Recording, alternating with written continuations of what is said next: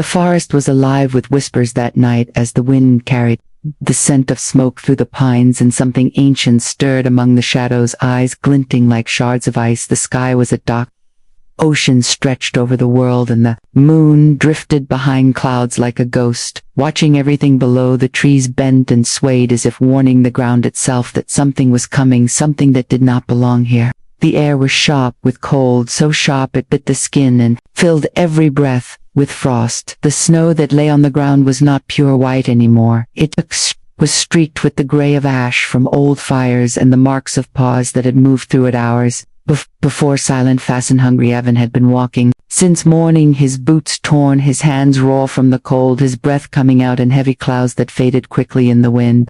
He was not supposed to be here, not this deep into the mountains, but storms had rolled in faster than expected, and the trail he followed was gone, swallowed by the weight of snow and stone. He was a man who had learned to keep going no matter what years of wandering had carved something quiet and stubborn inside him, so even when his compass broke and the map turned useless in the wet, he kept walking, guided only by the rhythm of his own heartbeat and the thin hope that somewhere beyond the trees there would be light. As the sun fell behind the ridge and the last gold vanished from the sky, he found a clearing, a small hollow tucked beneath a cluster of old pines, their roots twisting like sleeping snakes.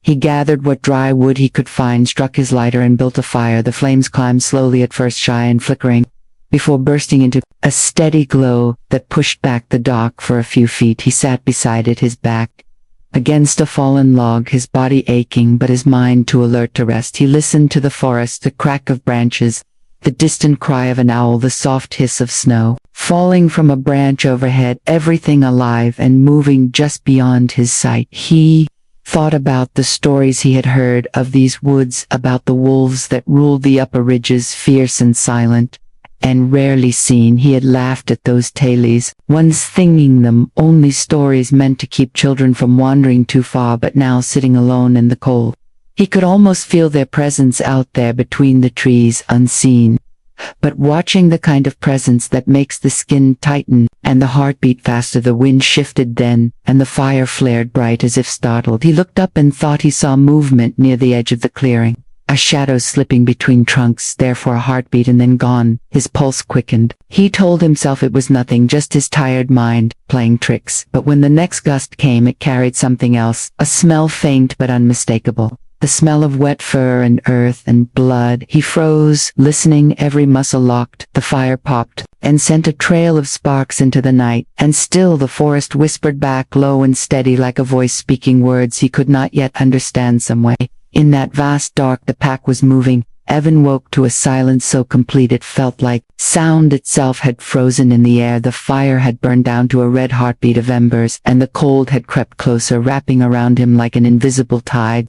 He sat up, rubbing warmth back into his hands. The morning light not yet strong enough to reach the forest floor. The trees loomed tall and endless, their shadows tangled together like old memories. He listened again and realized even the birds were quiet, no wings, no calls, only the soft whisper of snow falling from high branches above. He thought of the road he was supposed to take, the mountain pass that led down to the valley where people lived, where warmth and food waited, but the storm had stolen that path 2 nights ago, leaving only cliffs and dead ends, and now he was wandering circles, guided by fading tracks that vanished each time the wind turned. He told himself he would find a new way down, that he always did, but as he packed his things and kicked the snow over the remains of the fire, a small doubt crept in like smoke from a dying flame. The forest felt different today, heavier, older, as if it were watching him test its patience.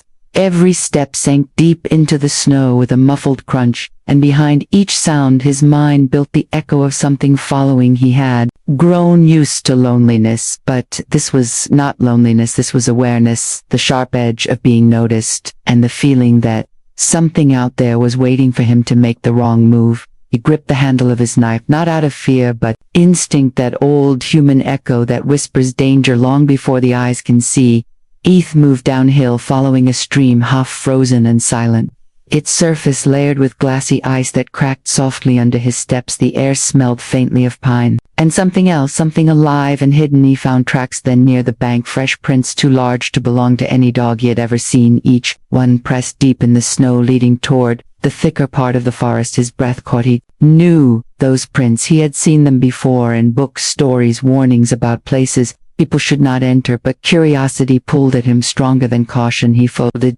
Deeper he went, the quieter it became, until even his own footsteps sounded distant. The trees grew closer together, their trunks dark and ancient, moss hanging like torn fabric from the branches above. The air turned colder still, the kind of cold that slips beneath your skin and whispers, "Stay away." And yet he kept going, drawn forward by something he did not understand, until he heard it, the sound soft and trembling, a tiny cry like a child lost in the dark. He stopped, listening hard. The sound came again, weak and desperate, and it broke through the stillness like light through fog. He followed it slowly, careful with each step, until he saw a small hollow beneath a cedar tree, half hidden by snow. There, two tiny shapes huddled together, shivering, their fur matted, their eyes barely open, wolf cubs, small, fragile, and alone. He stared, frozen by the sight, unable to move, unable to breathe. The cry came again, softer this time, as if asking for help, and in that moment all thoughts of fear or caution faded, replaced by something else, something simple and human.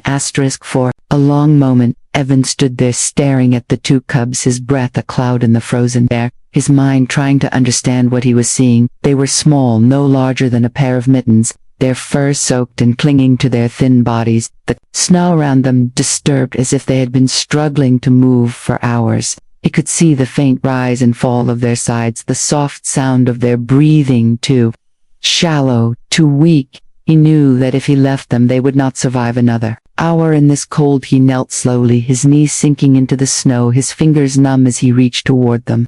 One of the cubs gave a small whimper and tried to pull away. Bata's legs collapsed beneath its own weight. The other lifted its head, eyes dull and clouded with exhaustion, before lowering it again to the ground. Something inside Evan tightened, a strange mix of pity and awe. He had seen wolves before from afar, always graceful and distant creatures that belonged to the world before man, but seeing them now so small, so helpless, stripped away the fear and left only the need to help. He took off his gloves and gently slid his hands under them, feeling their trembling bodies against his palms. They were colder than ice, their hearts fluttering like trapped birds. He pulled them close against his chest, where the warmth from his coat still lingered.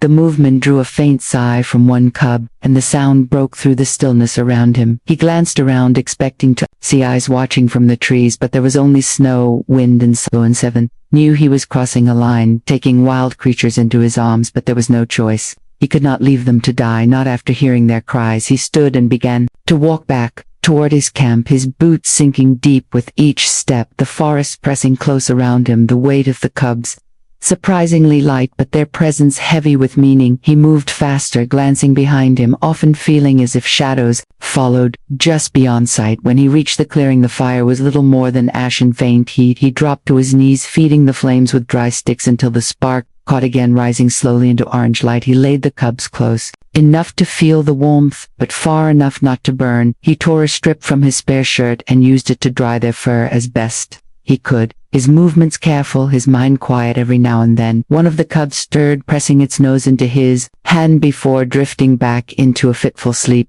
He opened his pack, found a small piece of dried meat, and softened it in warm water before offering it to the older cub. It sniffed, then licked at it weakly before managing to chew the smallest bite. Evan smiled, a tired smile, and spoke softly, not words, just sounds to fill the air, gentle and low, as if the forest might listen and understand. The firelight danced across his face, and the cubs curled together beside it, their breathing stronger, steadier, the cold retreating little by little. Outside the circle of light, the forest remained still, but something unseen had changed somewhere far beyond the ridge. A distant howl echoed across the night, long and low, rising through the trees like a promise that the wild was coming.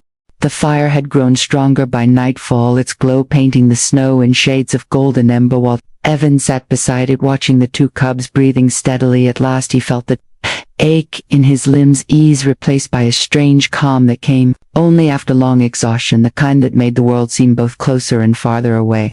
He reached out and ran a hand over the soft fur of the nearest cub, its tiny ribs rising and falling like waves against his palm. The simple motion felt heavier than it should, like holding something fragile and wild that did not belong to human hands. He leaned back against the fallen log, staring into the darkness beyond the firelight. The forest out there looked endless shadows shifting between trunks, like half-remembered dreams. Every time the wind changed direction, he thought he heard movement, small cracks, faint rustles too distant to name. His pulse quickened and then slowed again, settling into the rhythm of the forest itself. He knew wolves were near. He could feel them, not as fear but as presence, as if the trees themselves were watching, breathing, waiting for something. He remembered stories his father once told him about balance between man and the wild, how the forest gives only to those who respect it, how life in such places is never taken but borrowed for a moment and then returned to silence back.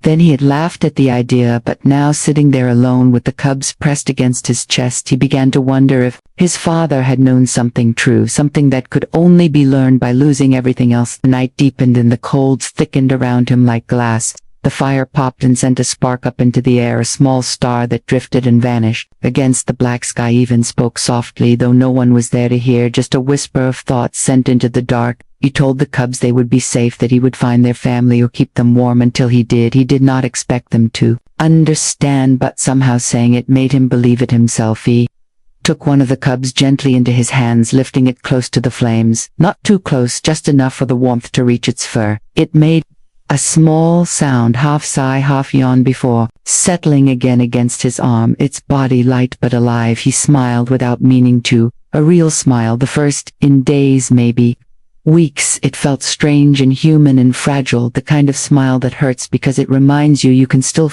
past slow and heavy, the forest shifting through its own unseen rhythm.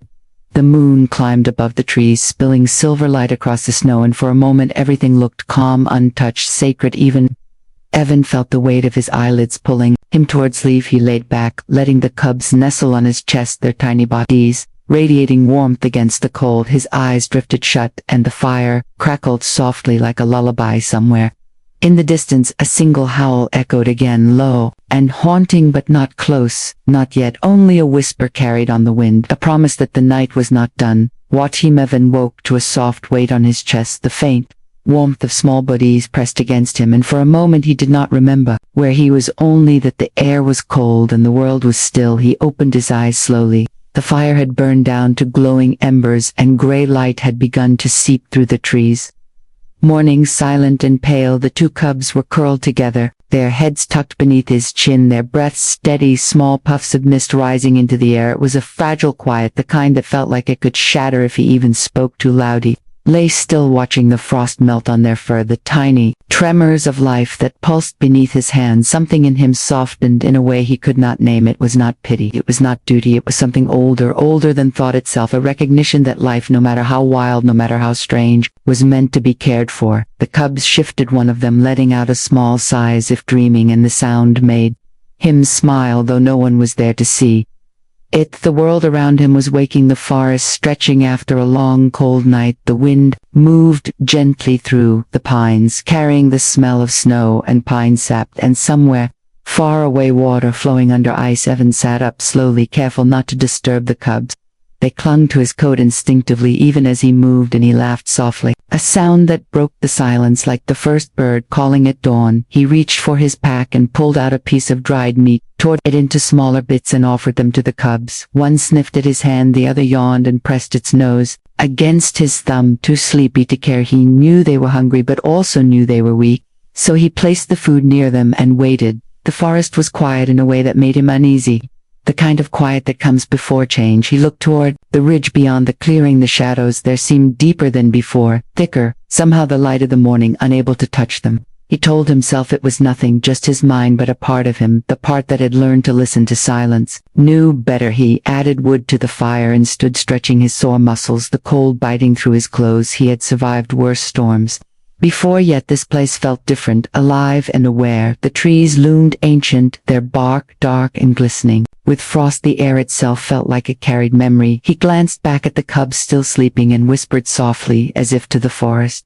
"I will keep them safe." Somewhere unseen, the wind shifted and carried his voice farther than it should have, past trunks and over ridges where the scent of smoke and man reached noses. Waiting in the shadows, the pack lifted their heads in unison, the alpha stepping forward, his breath forming clouds in the cold, his eyes narrowing at the scent of what was his, the cubs, his blood, his family. The forest listened as he let out a single low growl, a sound that rolled through the trees like thunder, silent but powerful, and in that moment, Evan unknowingly became part of a story far older than his own. Sun climbed slow behind the ridge, spilling pale light through the trees as the forest began to stir, but far beyond the clearing where Evan sat, warmth and smoke rising above the snow. Another world was moving. The pack was awake, their paws breaking through the frost, their breath rising like mist. The alpha moved first, his coat silver and dark, his eyes catching the light like shards of steel. He had not rested since the storm had taken the cubs. He had searched every hollow, every frozen creek, his steps carving lines of desperation into the snow.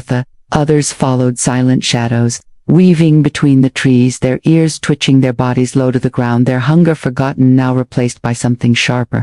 Something born from loss. The alpha stopped at a ridge, his nose lifting to the wind. He caught it, then faint but certain, the smell of fire, smoke, and man, the smell of danger. He growled low, a sound that rippled through the air. The pack froze, waiting for his signal. He looked toward the valley below, where the scent drifted from, and for the first time in days, there was something new in his eyes. Not anger, not fear, but purpose. They moved as one, their paws silent, their shapes blending into the forest. The sound of their movement, more felt than heard, a rhythm older than the mountains themselves. They followed the trail down through the snow where it was broken by human boots and strange markings, where the scent of his cubs lingered, faint but real. The alpha paused at a spot near the stream where the snow was disturbed. He sniffed the air deeply, his breath shaking as it came out. He could smell them alive, still near, the scent of warmth and fire and something he did not understand, something human. Meanwhile, sat near his camp, stirring the ashes of his fire, trying to spark new flame.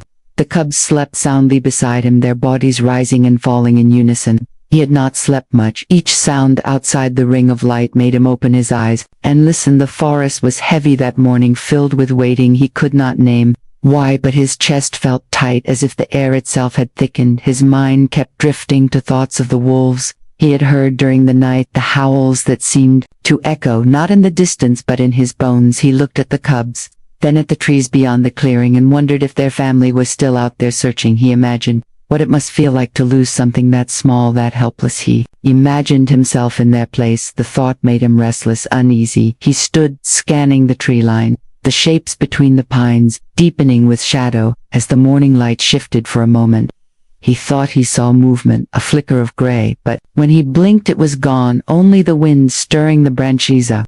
On the ridge the alpha watched through the trees, eyes fixed on the man below, his breath steady, his body tense. He could see the cubs there, alive, safe, lying against the human chest. The growl in his throat trembled between rage and relief. Behind him the pack waited, ears pricked, tails still. The forest held its breath, the world balancing on the edge between vengeance and mercy. The alpha took one step forward, snow crunching beneath his paw, the decision forming in his blood. The clearing lay quiet as the morning sun climbed higher, the firelight now faint against the cold white snow. Evan knelt beside the cubs, checking their breathing, his hands moving carefully over their soft fur, the warmth radiating from their body, a fragile shield against the chill surrounding him. Every shadow seemed alive, every whisper of wind a signal that the forest itself was watching. He could feel it pressing close like a secret. It was not meant to understand, yet he could not turn away. The cubs stirred faintly against his chest, murmuring tiny sounds as if dreaming of something beyond the snow above the ridge. The alpha paused, his body low, his muscles coiled like springs, ready to leap. The scent of the cubs, so strong now, it carried through the pines, sharp and bitter. The man beneath the trees had not noticed the subtle change in the air, not the quiet pull of something old and wild moving closer. Yet the wolves waited, patient, silent, their eyes fixed the alpha's gaze, never leaving the human or his young. The pack fanned out around him, invisible in the shadows, blending with the trunks, with the snow, with the gray light that spilled through the trees. Of an shifted one cub, slightly warming it against his chest as the other stretched its tiny legs and yawned, a sound that carried through the cold air, faint and human in its innocence. He felt a strange peace mingled with unease, a pulse in the forest that told him he was not alone. He looked toward the ridge, the shadows between the trees shifting, and for a heartbeat he thought he saw shapes moving too fluidly to be branches, too deliberate to be ghosts. He froze, letting the cubs nestle against him, waiting. The alpha stepped down the slope carefully, each paw pressing lightly into the snow, his eyes fixed on the sleeping cubs. The human sat unmoving, the scent rising stronger as he came closer, the pack behind him following as one, their movement A silent wave of fur and muscle, the air seemed to thicken. Around them, the wind holding still, as though waiting for something to happen, something that could not be. Undone once begun, the alpha growled low, deep in his chest. A sound that rolled through the clearing, unseen but felt in the bones of all where Neovan glanced up at the faint crackle of movement at the edge of the clearing, his heart beating faster than the fire could warm his hands. He saw nothing at first, and then a flicker of gray moving between trunks. The elf had paused, frozen, by the sight of his young asleep safe on the human chest, the sound of his own growl trembling in the distance before he realized it. Was not fear but recognition, a sudden clarity that the danger he had imagined was gone, replaced by something new, something more complicated than anger. The forest seemed to hold its breath, the wind still, the birds quiet, the pack surrounding the clearing without. Stepping forward, waiting, the alpha lowering his head, not in attack but in observation, the cubs, stirring faintly as if sensing something above them. Evan's pulse tightened, he felt the weight of unseen eyes, yet there was no hostility, only presence, only a silent negotiation of trust. Forming in the cold morning light, the moment stretched. Endless, the line between vengeance and mercy drawn. Invisible in the snow beneath the trees, the alpha took one slow step forward, the forest echoing with the soft crush of snow, the pack following every move, held in balance by the human who did not yet understand who he was, holding the cubs safe in his arms, a fragile bridge between two worlds, the wind carrying their breaths, and the scent of life back and forth across the space.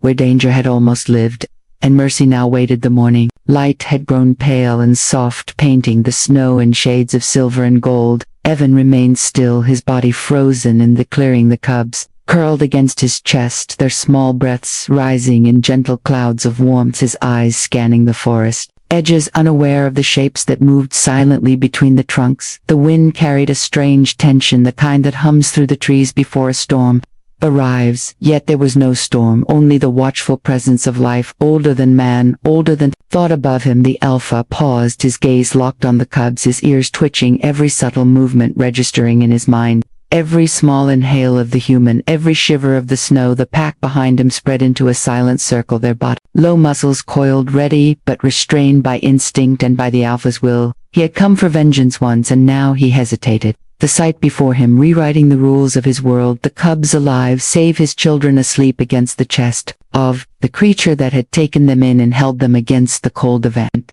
Shifted slightly, feeling the weight of the forest around him, a pulse in the air he could not name.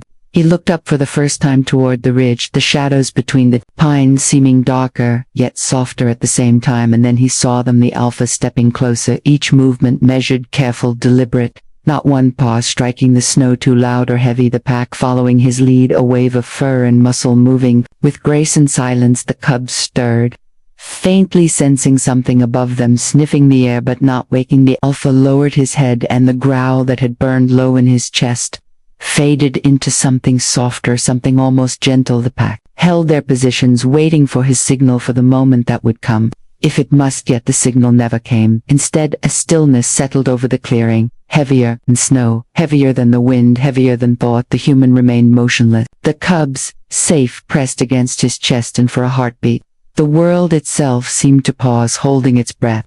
The balance shifting between danger and mercy. Evan felt a warmth spread through him, a realization that the forest was not empty, that he was not alone, and that the creatures that had once been terrifying were now something else, guardians of life and not merely hunters. His hands tightened slightly around the cubs, not out of fear but to hold them closer, to protect them, to become part of the bond forming in that frozen moment above the snow and the fire's faint glow. The alpha took a step closer, sniffing the air, the human scent mingling with that of his young. The cubs stirred again, their tiny paws kneading against his chest, and for the first time one opened its eyes, wide and bright. The alpha paused, as if watching recognition pass between predator and prey. The forest seemed to breathe in unison, and then the alpha exhaled slowly, lowering his head even further. In what could almost be called acceptance, the pack relaxed their bodies, easing the tension in the clearing. The wind whispered through the pines, carrying the sound of quiet understanding and life